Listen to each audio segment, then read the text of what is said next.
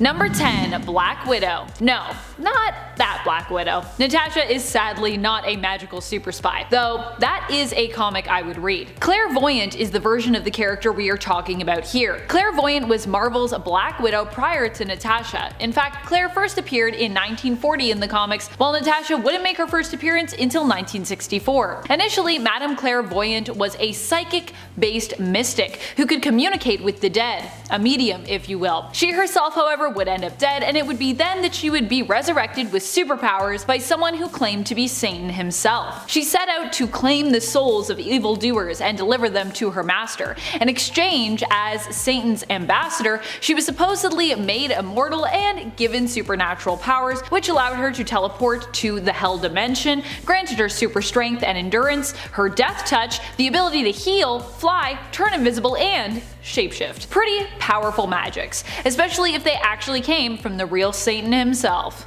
Number 9. Freya Freyrdottir. While you might not think of Thor's mother as being a witch in comparison to her role as the All-Mother, it has been established before in the comics that Freya is capable of accomplishing magical feats. We don't yet know the range of her abilities when it comes to her magical power, but she is also a very powerful Asgardian and skilled warrior, so she also gets additional power when it comes to that. We have seen her able to seemingly wield magic, however, when it comes to creating shields and teleportation, but it's unknown what level of spellcaster she might be. Should the comics want to expand on this point, I would not be surprised if we learned that she was much more powerful when it came to her magical abilities than we give her credit for here. And there's lots of pictures of her doing some magic. Alright friends, before we move on to this next spot, just a quick reminder to give this video a thumbs up if you're enjoying it, and I don't know, maybe subscribe if you haven't yet. If you haven't subscribed yet, what are you doing? We've been around for a while, come on, hit that subscribe for me.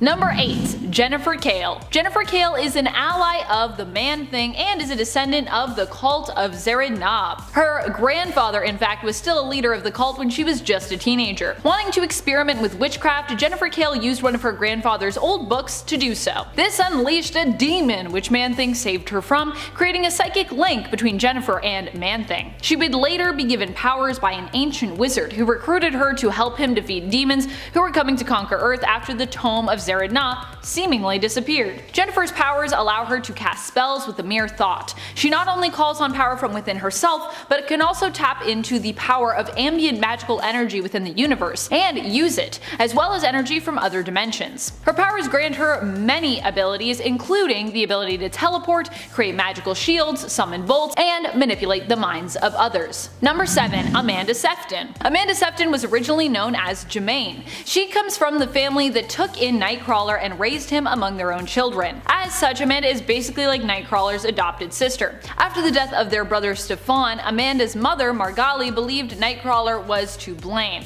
Jemaine then traveled to America to find out for herself and changed her name to Amanda Sefton, going undercover as a flight attendant and dating Nightcrawler in order to learn more. Pretty weird that the two dated in my books, cause yeah, they are siblings, even if Nightcrawler's her adopted brother. Still weird, but yeah, it happened. She would end up working alongside the X-Men for a time and even rule Limbo under the mantle of magic herself. She's also been known as Day Tripper before in the comics, so you might know her by that name. Amanda's powers allow her to magically heal, teleport, summon magical bolts, create illusions, alter her appearance, and hypnotize others, as well as cast a good number of other spells with different effects. So yeah, she can do a lot of things. Most magical people, I love listing their powers because like what can't they do is more the question. Number 6. Nico Minoru. Nico is a member and the leader of the Runaways. She initially was raised by her parents, who were revealed to be part of a dark magic cult. Both her parents were dark wizards and attempted to chase Nico down after she attempted to run away from them after learning of their secret. During this altercation, she redeemed the Staff of One, which became embedded within her and now grants her magical abilities. Nico casts spells by remembering painful memories and using incantations. However, once she has cast a spell, she can never cast the same one again.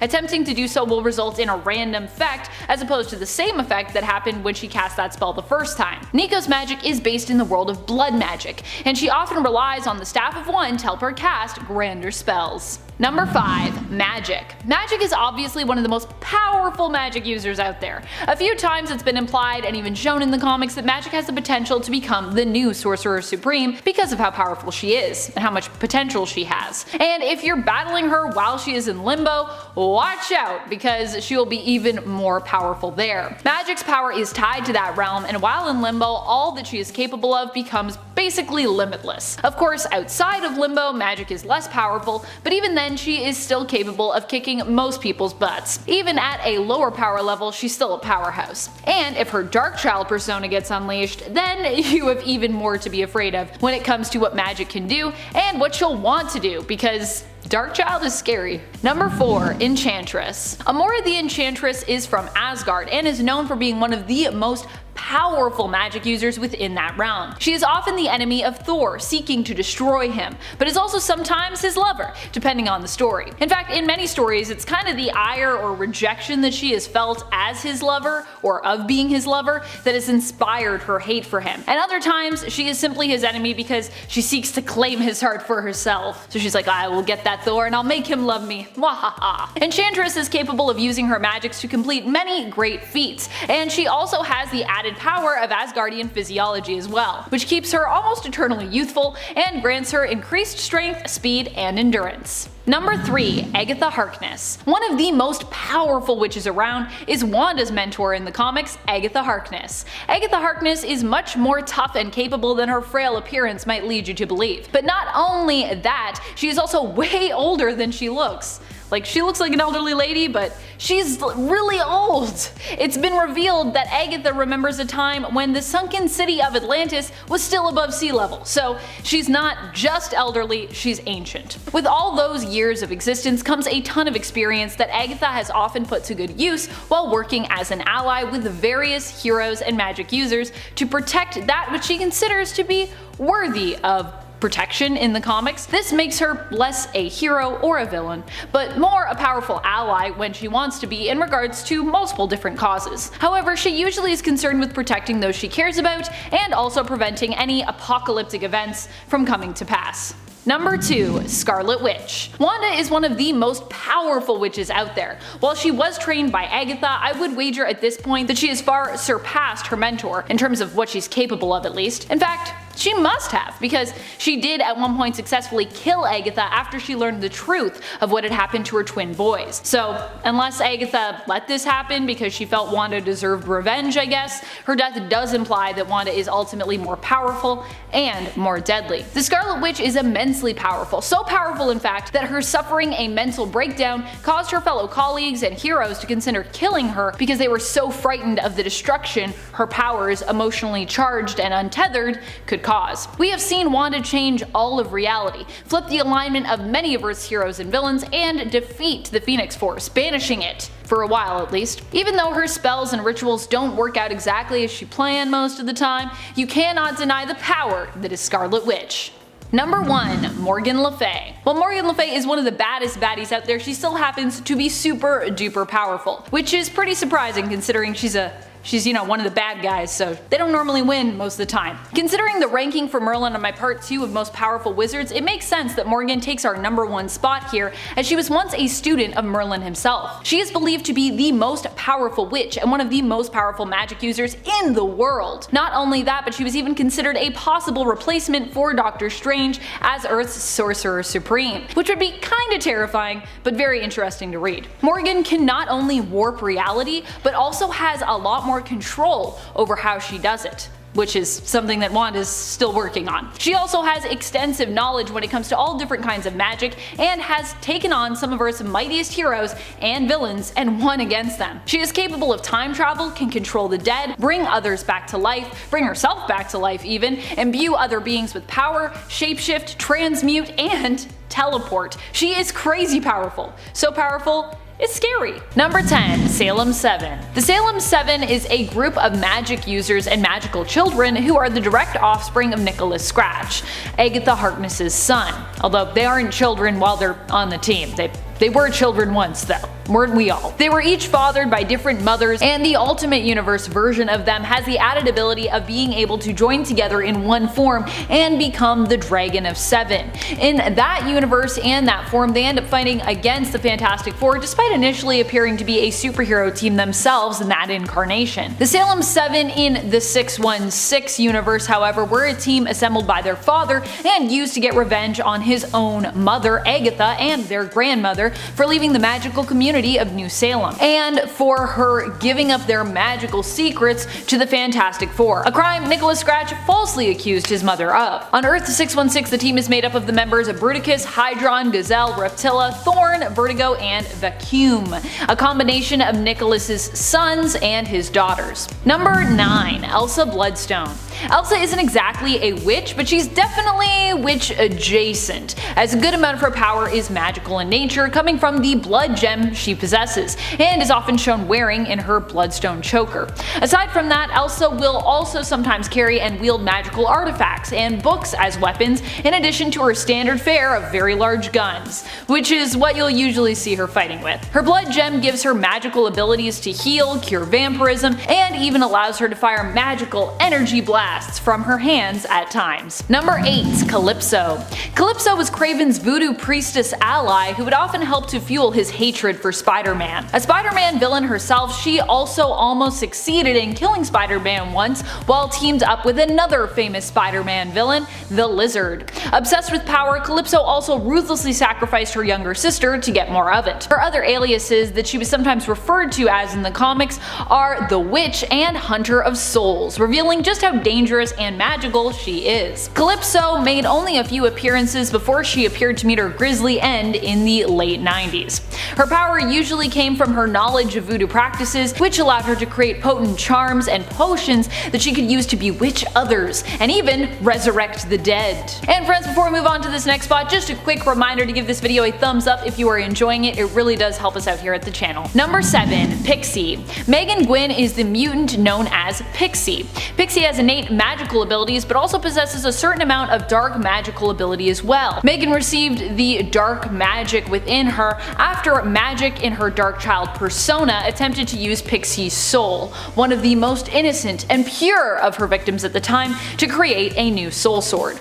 The process, fortunately, was interrupted before it could be completed, instead granting Pixie her own magical soul dagger and leaving a bit of black magic within her in place of the part of her soul that was displaced and used to create that dagger in the process. Pixie has received some tutelage in the mystical arts from Amanda Sefton and Doctor Strange, and was even at one point considered as a potential candidate for the role of Sorcerer Supreme. True story. Number 6. Talisman. Elizabeth Tu Youngman is the daughter of Dr. Michael Tu Youngman, aka the hero and mystical healer Shaman, known for his affiliation with Alpha Flight. In time, Elizabeth herself would also join the Alpha Flight team alongside her father. Prior to that, however, for many years Elizabeth was actually estranged from her father, following the death of her mother, which she blamed him for. Being a doctor, Michael had tried desperately to save his wife's life, but ultimately he failed. He also would carry the guilt of her death, blaming himself besides. Liz wields the Talisman of Power, which grants her many mystical abilities, though even without the talisman, she can still manipulate magical energy that is directed at her. With the talisman, Elizabeth can cast all manner of spells, having access to the wealth of Earth's vast mystical energies, and being able to tap directly into that energy to use it as her own source for casting. Number 5. Clea. Clea is known for being the student and lover of Doctor Strange. She is the daughter of the strange villain Umar and the niece of powerful villain Dormammu. Although she appears human, she herself is related to the Faltine race, beings of pure magical energy, and the Muruks. I don't know how to say that. Muruks? Two U's. How do you say two U's together? And the Muruks, extra-dimensional beings gifted in magic who hail from the Dark Dimension. Clea is the Sorcerer Supreme of the Dark Dimension, which tells you just the level of magic we are talking about when it comes to her abilities. It's believed that she is at the same level as Doctor Strange when it comes to what she's capable of. We've seen her cast magical bolts of lightning, teleport, control other people's minds, create powerful and realistic illusions, summon objects, and exhibit telekinetic powers. Number 4. ZATANNA. ZATANNA is the sister of Daimon HELLSTROM and daughter of Satan, or so the rumor goes. Of course, we don't really know for sure if her and Daimon's father is the true devil, as a lot of powerful demonic beings in the Marvel Universe have made such claims before. Even as a little girl, ZATANNA was drawn to the arcane arts. She was caught performing a black magic ritual with her father at a young age, and it was this revelation as to her husband's true identity and form that drove ZATANNA's mother insane, because she kind of stumbled upon them doing that ritual and then she was like, oh dear. ZATANNA is a succubus and as such possesses great magical abilities and beauty, but beyond that she also seems to demonstrate some knowledge of magic, which allows her to cast spells, summon creatures, and manipulate the mind and will of others. In a fight against the powerful magic user Dr. Doom even, she proved to be a formidable foe. Number 3. Selene Gallio. Selene Gallio has the added bonus of years of experience when it comes to her own knowledge in the dark arts. During ancient times, she was revered by other powerful magic users and even caused a sense of trepidation among them for what she might do or be capable of. The only thing with Selene is that she has so many mutant abilities and is considered so powerful in that realm as well. It's kind of hard to tell which feats are owed to her magical abilities and which are accomplished through her use of her mutant powers. Regardless, her being a member of the mutant external group, not to be confused with Eternals, that's a different thing, means that she also has added power, causing her to be a powerful psychic vampire capable of draining life from even the most powerful of foes, a powerful telekinetic and telepath, and making her virtually immortal in most cases. At the same time that Pixie was considered as a potential candidate for Sorcerer Supreme, so was Selene. Number 2. Karnilla. Among Asgardians, and definitely among Nornheim Asgardians, Karnilla is one of the most powerful magic users around. Her power is only said to be surpassed by Odin himself. Karnilla's age and origins are a mystery. That is just how old she's believed to be. We don't know how long she lived in the Asgardian province of Nornheim, only that it seems as though she had been there forever.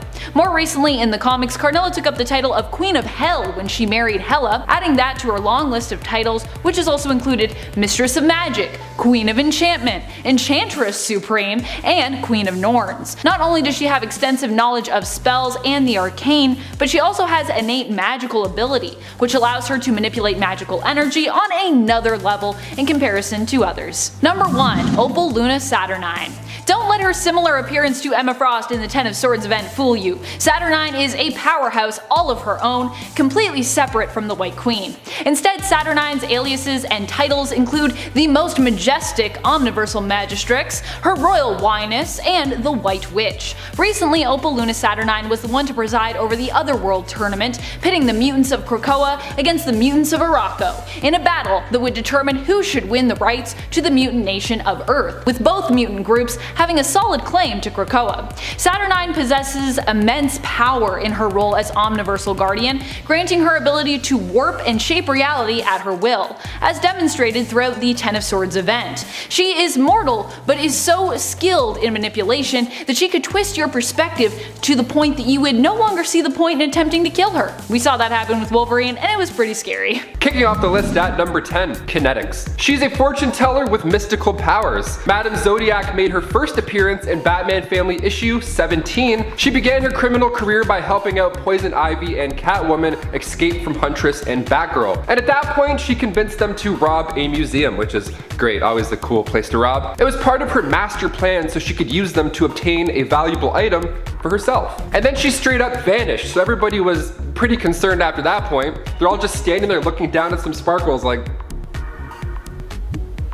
This witch is Zoe Sagan, and her mother Azra was an archaeologist, and growing up, Zoe and her brother Thanot would follow her around the galaxy while she did her job. Now, during these expeditions, her mother inhaled poison gas, which started to attack her lungs. Not good at all. So her mother wasn't going to survive. So Zoe searched through her books and found this artifact that her mother had found, the Moon of Coal, which apparently could turn a drop of love into a wellspring of health. Yummy. So that was the artifact that she got, and soon after, she became obsessed with collecting more magical artifacts, of course. You find one of them, you're like, oh, let's find all of them. This is amazing. Can one charge my phone in 2 seconds? Let's find that one. She once encountered an energy pool on Saturn's moon Titan, which gave her telekinetic abilities. So she mainly goes by the alias Kinetics. And before we go to number 9, if you guys want to go ahead and give us a thumbs up on this video because it does help us out quite a bit. You guys are awesome. Thanks for watching. Now back to some more witches. Number 9, the Mad Mod Witch. Also referred to as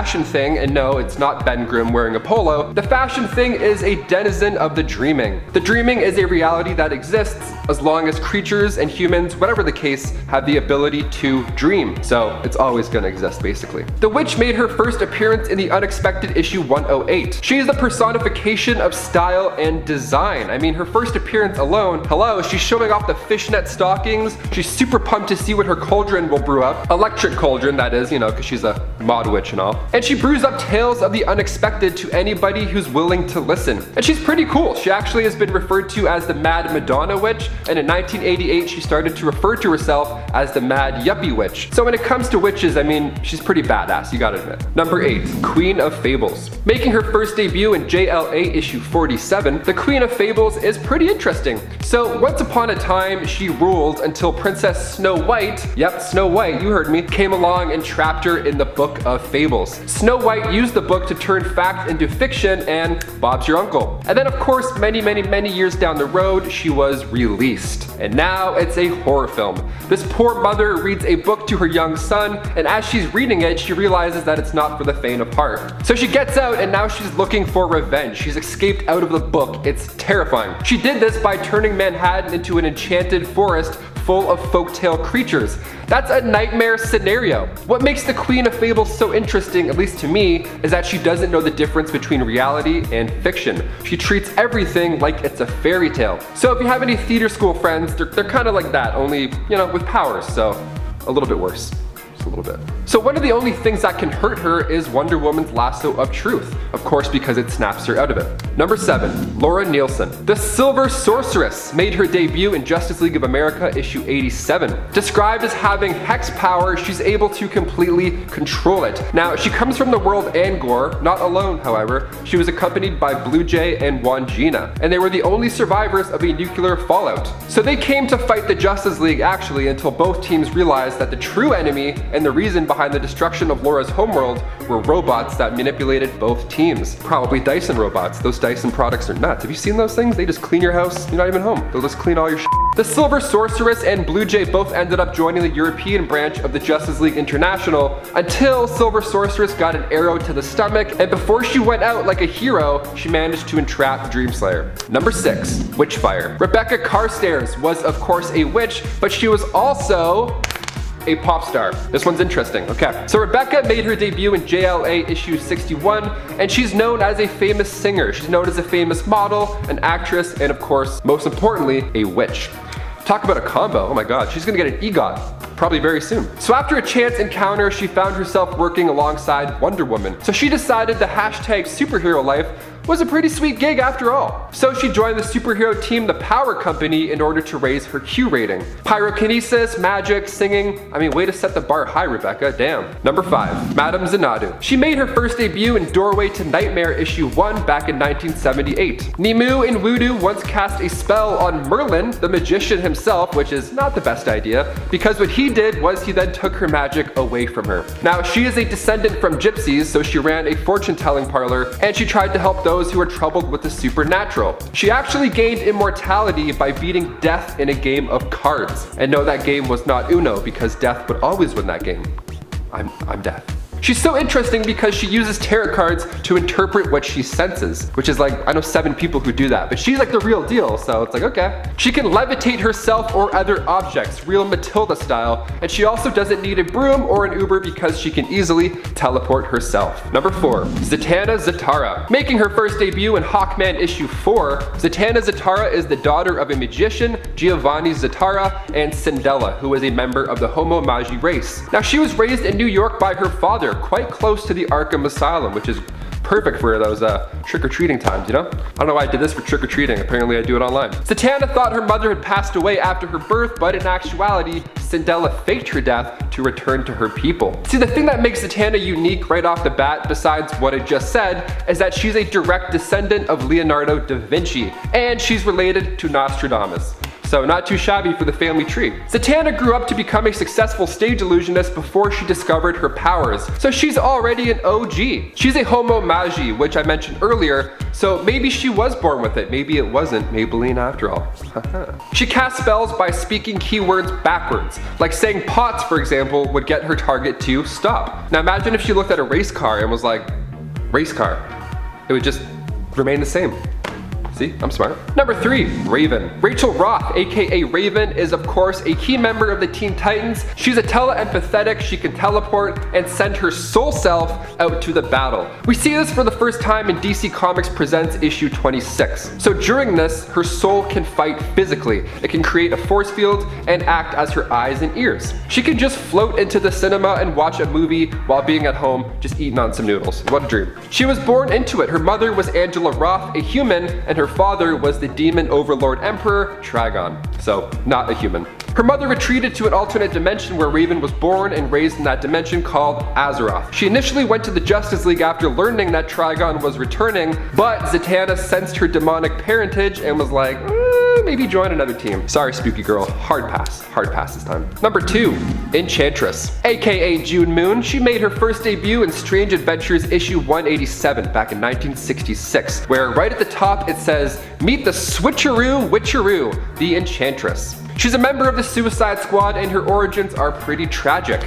June Moon was a freelance artist who was dating this guy named Alan Dell. Dell invited her out one evening to a party at the haunted Terror Castle, which, yeah, sounds like a pretty good time for sure, but while she was there she fell into a chamber with this being named Zamor who granted her witch powers. So now every time she says the name Enchantress, she changes into a green-eyed, powerful, well, Enchantress. So Zamor got her to eliminate this evil presence from the castle, and Alan saw this and was super into her. I mean, you had a party at a haunted castle. I mean, this is right up his alley, for sure. She didn't tell them that she was also June Moon. So she would say this for later on, and then every now and then, just like a few issues later, June, I mean the Enchantress, saved Dell from an underground monster. What a sweetheart. But the only downside was whenever June used those Enchantress abilities and created magic too quickly, her personality became volatile and evil, which explains how she dips into the villain role, you see? And finally, number 1, Cersei. Not from Game of Thrones. Making her first debut in Wonder Woman Volume 2, Issue 17, Wonder Woman can sense something on a nearby island. So she says there's something strange there, she can just feel it, it's in her soul, it's beckoning her. Something is watching her, something is reaching, something is making her feel cold. What is it? And then at the turn of a page, readers watch in horror as Diana falls and she starts to become extremely cold. So while the crew's trying to figure out how to help, we see the eyes of the witch herself muttering the words, "Let that be your first warning, Amazon." Cersei is an ancient immortal sorceress who's actually known as one of the most powerful sorcerers on Earth. With limitless magical power, she's able to tap into the forces of the universe and manipulate them herself. She's able to alter the forms of mortal beings, so she can turn you into an animal if she felt like it. Being the daughter of Hyperion and Perseus, I mean, she's also immortal, so that's fun. Awesome. Number 10, Man-Bat. Despite once being a villain in addition to a man who is primarily known for his scientific pursuits and brilliance, Man-Bat during his time with the Justice League Dark Branch actually got some exposure to magic and was able to open up his sensitivity to it. At one point he shows that he has learned enough to do what even other more experienced magic users struggled to do. Free the new Dr. Fate, Khalid Nazur, grandnephew of Kent Nelson, from a vase that the current Dr. Fate, Naboo, had trapped him in while possessing the body of his great Uncle Nelson. And friends, before we move on to our next spot, if you are loving what we do here at Top 10 Nerd, please go check out our newest channel, Most Amazing Top 10 Anime. Who knows, maybe one day you'll see me over there for a video. Number 9, Tracy 13. Tracy 13 formerly went by the alias of Girl 13 in the New Earth continuity. She's the only daughter of professional skeptic of mysticism Dr. Terrence 13 and his wife, sorceress Mei Huai Lan 13. Tracy uses a unique brand of magic known as urban magic, which allows her to tap into the knowledge, energy, and spirit of cities, fueling her own power with it. She gets much of her knowledge and talent in magic from her mother, who died tragically in a magic-related incident, which broke her father's heart. Tracy is also the founder of the Sisterhood of the Sleight of Hand, a group of witches who work to aid mere mortal heroes. Tracy also possesses knowledge of the occult, which comes from likely both her mother and her father, as well as her own pursuits of knowledge. Number 8, WITCHFIRE. Probably one of the most underrated character in terms of just how cool she is WITCHFIRE. Honestly, I gotta do a cosplay of this magical hero at some point. Many people don't even seem to know about her, at least not my near and dear friends who read comics, which makes sense considering that she only has had a small amount of appearances in comparison to other mystics like John Constantine and Zatanna. Rebecca Carstairs appeared back in the days of the New Earth continuity, and while known for her skills as a witch, she was established as a famous singer, actress, and fashion model as well. As her name implies, she is a witch, so she has magical abilities, but is also well versed in pyrokinesis in addition. When she appeared in the Prime Earth continuity in 2018's Justice League Dark, she was actually sporting a pretty fitting outfit to match her fire skills, with shoulder pads that were made of literal fire, which traditionally tends to be her look. Sadly, her appearance there also resulted in her death, but she was up against some pretty powerful beings at that time, namely the Queen Mother of Witches, Hecata, or Hecate, or Hecate, depending on how you like to say that. Number 7. Detective Chimp. While often thought of as a supremely intelligent hero with his abilities more about his brain and skills of deduction, similar in some ways to Bruce Wayne, aka Batman's main skill set, Bobo T. Chimpanzee is actually mystical in nature when it comes to his own origins. He was granted knowledge thanks to the magical place known as the Fountain of Youth. There, he gained the ability to speak to all beings, an enhanced genius-level intellect, and, of course, eternal youth. Bobo at one point also inherited the Sword of Night, gifted to him by Nightmaster, the former protector of the magical fantasy dimension known as Mira. And he has shown ability before to use his intellect to better understand mystical texts than even experienced and prominent magic users like Zatanna. Number 6. Talisman. Elizabeth II Youngman is Talisman, the daughter of another powerful magic user, Shaman. Like her father before her, Liz hails from the Sarsi tribe and would also end up becoming a team member of Alpha Flight, even though she and her father had a strained relationship growing up due to the death of her mother, which she blamed her father for. Eventually, they would make up and Talisman would even follow in her father's mystical footsteps. Her codename, Talisman, comes from the powerful magic item that she wields, the Talisman or Coronet of Power, which grants Elizabeth her abilities. However, even without it, she is able to manipulate mystical energy, sensing it, redirecting it, and communing with spirits. Number 5. Black Panther. Black Panther also happens to be a mystical superhero, although as a world leader, we usually think of him for his democratic as well as his tactical abilities, and of course his physical prowess as a fighter. His powers are actually steeped in mysticism though. The powers granted to T'Challa by the heart-shaped herb are believed to be somewhat divine, and in addition to those abilities, he was also granted more power from the goddess Bast during his reign as King of the Dead. Through his powers granted to him by Bast, he can connect with all the previous Black Panthers to have come before him, drawing on their wisdom, their knowledge, and their strength. In addition, he was granted power over the dead, becoming a necromancer. Number 4. Black Alice. Black Alice is one that I don't even think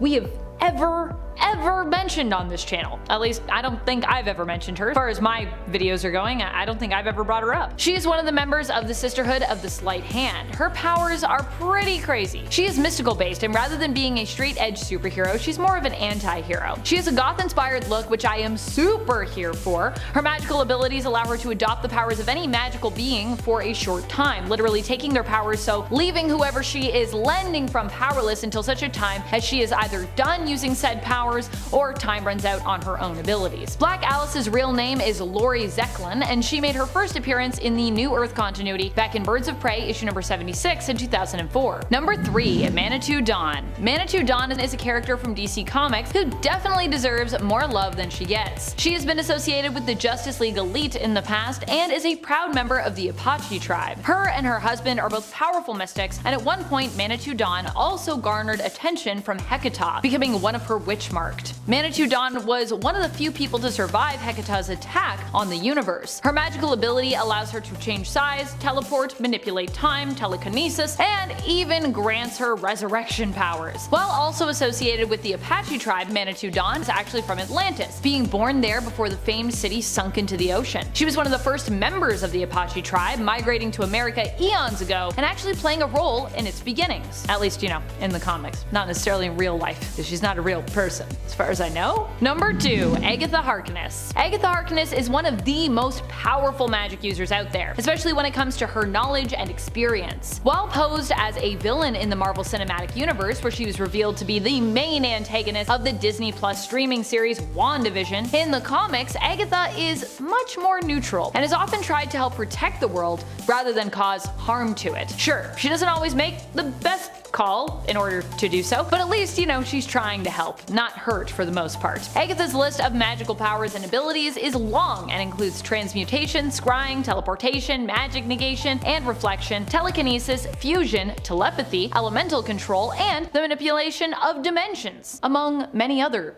abilities. Number 1. Storm. Because Storm is a mutant, many people dismiss her as not being magical in nature. And while her powers are of course mutant in origin, there is actually a lot of mystical heritage, potential, and actual supernatural and spiritual mysticism attached to Aurora Monroe. For one, Storm comes from a long line of powerful magical ancestors, and in fact her striking hair and eye color combination come up frequently in her lineage, also usually coming with magical potential and ability as well. She is related to both the Sorcerer Supreme of the Hyborian Age, Priestess Aisha, and Ashake, who worshipped the mother of Agamotto, Egyptian goddess Maat, sometimes known as Oshtur, and who also once used her magical abilities to help a time-displaced Mirage and magic. Herself, Storm has been both worshipped as and later granted a godhood herself, becoming a goddess whose power is fueled by people's belief in her. And it was also said at one point that she was one of the few with a powerful enough spirit to act as the host or potential host or avatar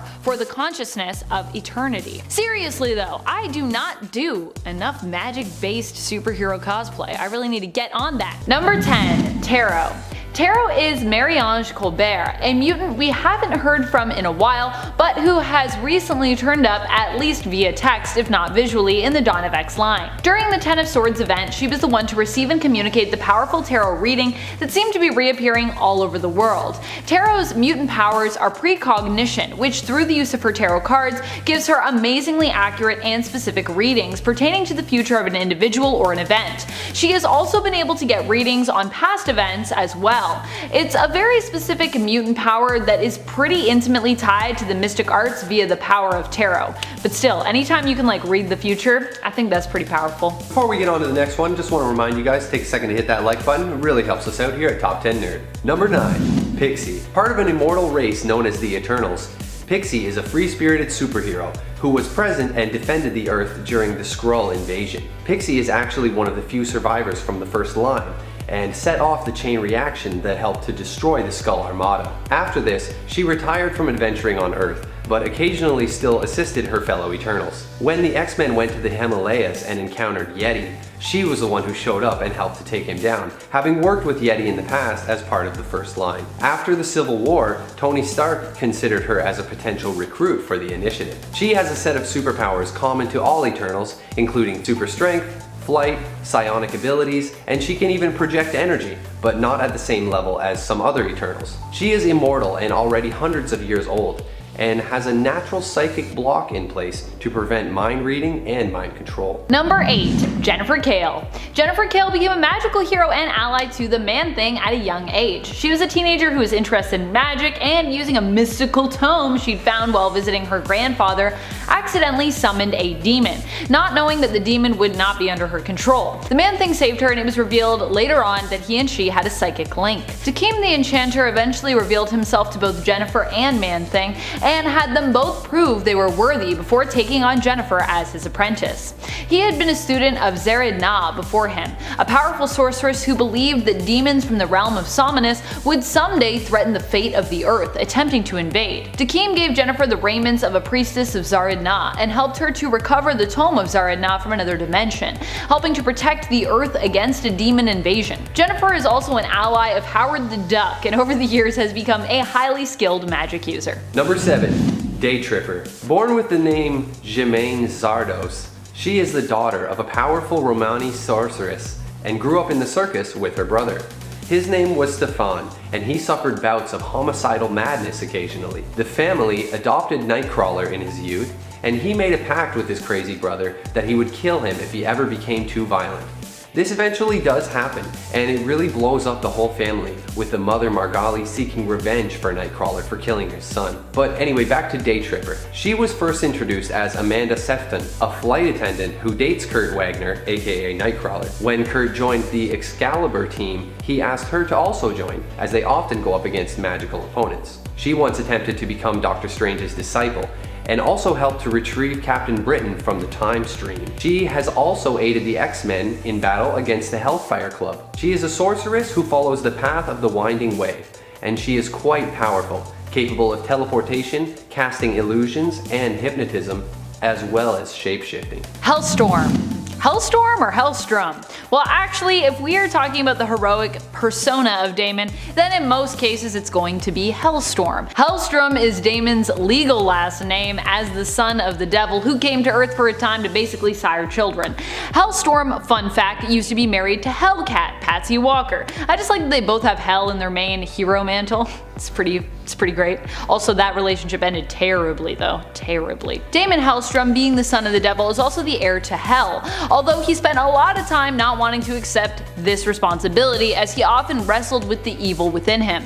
Daimon actually was originally planning on becoming a priest before he learned of his true heritage via his mother's diary. He has not only been an adventurer and a superhero fighting alongside the Defenders, but has also been an occult detective and an exorcist as well, seeking to better understand his heritage while also actively fighting against it and his father's will. Number 5. Sister Grimm. Sister Grimm was part of a team known as the Runaways that had its run in 2003. The Runaways were a group of teens who discovered their parents were part of a crime ring known as the Pride that planned to destroy and rebuild the Earth. The Runaways fight to stop them, and one of them is Sister Grimm, who inherited powers and technology from her parents. At one point, she re-encounters her parents after running away, and her mother points her staff at her chest, which becomes absorbed by her body.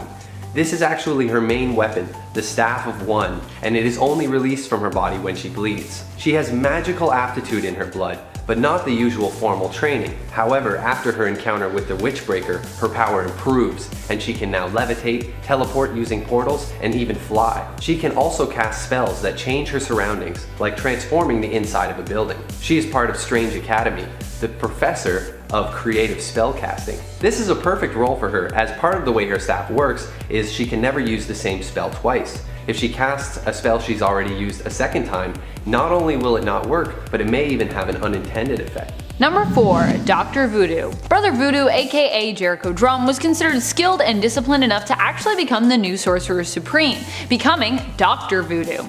Big, exciting level up for Jericho. Initially, Jericho never wanted the responsibility of becoming a Hungan, but after the death of his brother, Daniel, swore to him that he would train in the mystical arts and take his place, seeking to avenge his brother's death. Voodoo carries his brother's spirit with him, which helps to bolster his power. He was chosen later on to become Sorcerer Supreme by Agamotto. The Eye of Agamotto left Stephen Strange and instead sought out his replacement, choosing Brother Voodoo because he was considered pure of heart and at the time a much better candidate. Doctor Strange was basically doing some super dark things at the time, although he did have his reasons. Jericho is a skilled magic user, capable of manipulating the elements and mystical creatures. He's also capable of hypnosis, flight, and teleportation. And he's also a trained psychologist. Bonus! Number 3. Man-Thing. Man-Thing is a tragic dude. He was a biochemistry professor named Ted Sallis, working on Project Sulfur, which aimed to allow soldiers to survive biochemical weapons. It was developed into serum SO2, and it worked, but had the unfortunate side effect of turning its users into monsters. He once worked alongside Dr. Kurt Connors and tried to improve his serum into a super soldier serum, like the one used on Captain America. His wife becomes bitter after being neglected for so long while he's focused on his work, and she eventually sells him out to greedy AIM agents seeking to steal his technology. As he's escaping from their ambush, he injects himself with the only existing sample of the serum, right before his car crashes into the swamp. The magical energies of the swamp and the serum combine to transform him into a hideous 7-foot swamp monster. Man-Thing gets into some crazy mystical stuff, helping Doctor Strange with fixing the shattered nexus of all realities. He is basically vegetable matter formed with mystical energy and swamp mutations all wrapped up in a lovely package. As the guardian of the nexus of all realities, he has some serious mystical responsibilities. He is also very powerful, with his abilities including regeneration, teleportation, and even reality displacement. Also, his porous form is resistant to many forms of attacks, as fists or bullets just pass right through him. Number 2. Scarlet Witch. Scarlet Witch is one of the most powerful magic users we have in Marvel, although the results of her magic can sometimes be unpredictable. Like during the Empire event when she accidentally created a ton of mutant zombies in her attempt to properly resurrect all the lives lost in the Genosha Mutant Massacre. Still, Scarlet Witch is powerful enough that she has been considered as a candidate for Sorcerer Supreme. She can use her powers to manipulate time, reality, and probability, as well as project energy, create force fields, cast spells, heal, create magical weapons, enhance her own physical prowess, and teleport. Wow, that's a lot of stuff. That's like stuff I'm just saying and you could speed me up saying it and then like make it scroll because it's so much stuff. The problem is simply that things don't always turn out the way Wanda had envisioned, and her mental state often affects her actions, making her appear sometimes even villainous, when that is generally the furthest thing that Wanda wants, to alienate herself. She is often just a character seeking love and acceptance who struggles to find where she belongs and sometimes to find her own sense of independence and confidence. And here we are at number 1, Doctor Strange. Doctor Strange was a brilliant but arrogant neurosurgeon who mangled his hands in a car accident and became seriously distraught. When modern medicine failed him, he went on a journey leading him to Tibet, where he trained with the Ancient One, healing his hands, learning about magic, and eventually rising to the rank of Master of the Mystic Arts. He is the Sorcerer Supreme for the Marvel Prime Universe. And Strange has a really storied past, having been affiliated with many superhero teams and taking part in some incredible storylines throughout his history. I really love how Doctor Strange goes from arrogant doctor who only cares about money to a broken man who literally sells all his possessions to travel to the East, later discovering not only is magic real, but that he can control it. As the Sorcerer Supreme, Doctor Strange is immensely powerful, and he also has a whole collection of powerful artifacts at his disposal. He is an expert in the Black Priest's ability to use language to distort reality, using the power of the words to create energy blasts, organic disintegration, and even paralysis. He can channel the extra-dimensional energy of mystical beings to empower his spells. And it's been said that Doctor Strange is as powerful as the god he invokes. Number 10. Nico Minoru. Nico Minoru was initially introduced to us at Marvel Comics as a member of the Runaways. Nico ran away from home after learning that her parents were basically murdered and possibly cultists.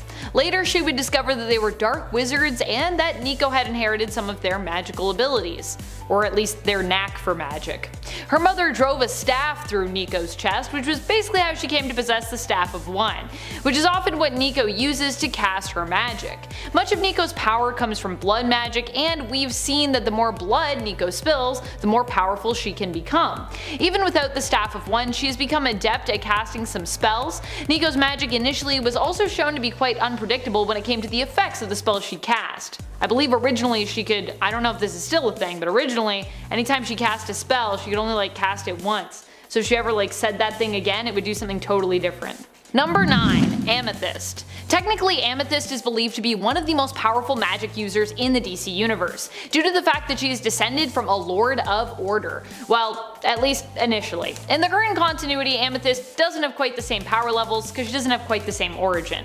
Here she also gets power from her lineage though, which has grown over time as others in her family have passed on their power to her, although I don't think she's descended from a Lord of Order anymore in the current continuity. Similar to a Green Lantern, Amethyst can use her power to create constructs, but instead of them being light constructs, she can make crystal constructs. She can also use hard light to conjure crystals, which themselves are sharp enough to be used as weapons on their own. Amethyst can also imbue crystals with specific powers, making her power set a strangely diverse one as well. And friends, before we move on to this next spot, if you are loving this list and you want more powerful magical lists, oh my goodness, there's so many powerful magic users in both of the big two, so let us know and we will get that for you. Number 8. Daimon HELLSTROM. We don't talk about Daimon Hellstrom enough on this channel, so I'm happy to have him featured here on my powerful mystical superheroes list. While Daimon is often thought of as being more demonic in origin, that is kind of exactly what connects him to the realm of mysticism as well. After all, demons are usually all connected within the world of magic in Marvel, and I would say in DC besides. Daimon also might be the son of a powerful demon who either is or at least claims to be the devil, but that doesn't mean that he's a bad guy. Daimon has often tried to live his life more as a hero and initially was like an occult detective in the comics, answering calls and trying to fight against his dark side, balancing it with good deeds and acts of heroism as he combated against other demons and the evil side of the supernatural. Number 7. Jason Blood. When we talk about Etrigan, we often have a tendency to forget about Jason Blood, whom the powerful Prince of Hell is bonded to. While Jason might not be hellish royalty, he's actually still impressively powerful, even on his own. In the New Earth continuity, it was during his time with Etrigan likely that Jason became more powerful and well trained in the mystical arts and world of occult and demonology. However, it was hard for Jason to discern his true origin initially, as being bonded to Etrigan made his memories foggy. It was initially believed he was a member of the cult of Gaia, but later he learned that before his time bonded to Etrigan, he was a simple peasant and family man, who after the bonding process, in an uncontrollable frenzy, basically killed his own wife and his children, earning the name Jason of the Blood, later shortened to Jason Blood. In the Prime Earth continuity, however, Jason Blood was a scribe to Merlin, learning from him, when he was chosen to be bonded to the demon Etrigan. Merlin chose to bond Jason because he saw Jason's destiny. In both continuities, even without his bond to Etrigan, Jason Blood is a powerful magic user, although his bond to Etrigan does of course make him even stronger. Number 6. John Constantine. John Constantine is a fan favorite among DC and of course Vertigo readers, or former Vertigo readers since Vertigo's not a thing anymore. While he isn't the most natural born caster, he is good at making do with what he's got and smooth talking his way through solutions to, at times, seemingly apocalyptic problems. Constantine is kind of like the Odysseus of magic users. He's wily, surprisingly quick-witted, resourceful, and fairly ruthless. There is also no low too low for him to sink to, which means that he often pulls off impressive feats by the skin of his teeth simply because he's willing to go a route that most heroes wouldn't or couldn't even entertain. Of course, this also makes him quite a bit of a scoundrel, which is also perhaps what makes him all the more charming and well liked among us fans. In other words, Constantine is more powerful for how resourceful he is than his own personal power set, I would say. He also is an anti-hero or hero that you love to read about, but probably not one you'd actually want to know or befriend were he to exist in real life. I know there's going to be people in the comments that are going to be like, no, I want to be friends with Constantine, but just be careful because, you know, he might sacrifice you to try to get something for himself or to try to fix a bigger problem. He's definitely done that to people before and just killed them and been like, sorry about that. Sorry mate, that's just how it goes. Number 5. Dr. Fate. Whether we are talking about Nabu, Kent, or Khalid, there have been many powerful incarnations of Dr. Fate over the years. The current Dr. Fate in the comics though is Khalid, so we're going to talk a little bit more about him today, although all Dr. Fates are powerful. Khalid might be the newer Dr. Fate, but that doesn't mean he's weak. He might still be getting a hang of his powers, but when we got to glimpse into his potential future during the Future State event, we learned that Khalid is fierce, capable, and brave enough to take on Merlin and bring the Justice League Dark back together in order to get their help in facing off with Merlin. While in this alternate future Dr. Fate and the Justice League Dark fail to stop Merlin in the end, Dr. Fate here does inform Etrigan that there is one future where the team wins against their foe and declares that he knows this because he's lived all of these possible futures out before. Also, wow, that is such an Infinity War moment.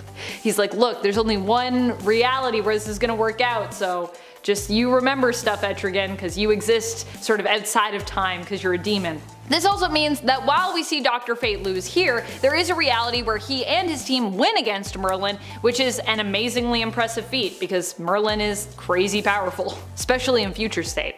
Number 4. Doctor Strange. While normally Doctor Strange would always hijack our top spot on this kind of list, lately in the comics things have been a little bit weird for our hero of mysticism. And also, he's kinda dead. Well, dead and not dead. Let me explain.